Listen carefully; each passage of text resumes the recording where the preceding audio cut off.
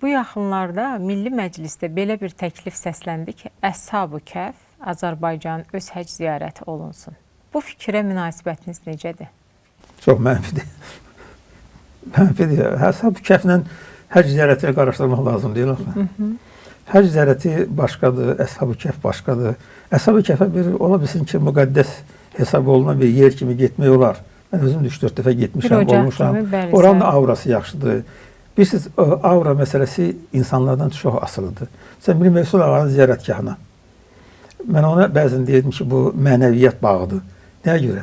Ora gələn insanların hamısı xoş niyyətlə gəlir. Heç kəs ora pis niyyətlə gəlmir. Mən hətta bir dəfə yazmışdım ki, bura gəlib, buradan çıxan insan ola bilsin ki, minimum 2 saat, 3 saat o heç bir pis iş görməz. Çünki o auranın təsiri altında qalır. Oradan çıxandan sonra onun halı dəyişir.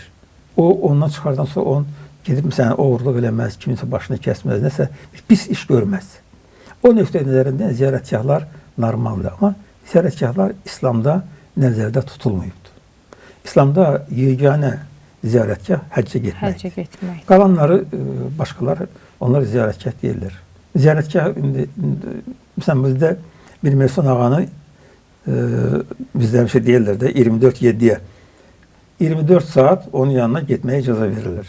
Mən 2001-ci ildə çıxış elədim qəzetdə ki, siz insafınız olsun da bu kişiyə bir heç olmasa gündə 2 saat, 3 saat vaxt verin ki, sizin xahişlərinizi aparıb yuxarı çatdıra bilsin. 24 saat bu sizi dinləyirsə, bu xahişləri çatdıra bilmir. Və özü də əziyyət çəkir, bunun ruhu da əziyyət çəkir.